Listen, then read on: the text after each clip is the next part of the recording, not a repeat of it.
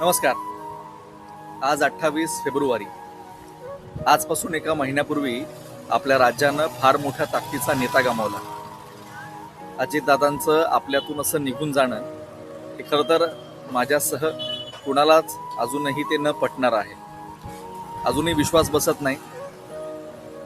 आपण आपले रोजचे व्यवहार करतो, नोकरीला जातो, व्यवसाय उद्योग करत असू आपण, पण कुठेतरी दादांबद्दलची जी भावना आहे ती आजही तशीच आहे.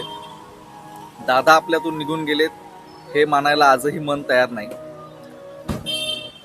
महाराष्ट्रानं काय गमावलंय हे येत्या पुढच्या काळामध्ये राज्याला कळेल न कळेल हा भाग वेगळा, पण एक चांगल्या ताकदीचा नेता आणि एक चांगल्या ताकदीचा एक प्रशासक आपण गमावला आहे हे वेळोवेळी महाराष्ट्राला येत्या काही दिवसांमध्ये ते कळेल. जोपर्यंत माझे हातपाय हलतात ना तोपर्यंत तुमचं भलंच करीन, बाकी काय करणार नाही.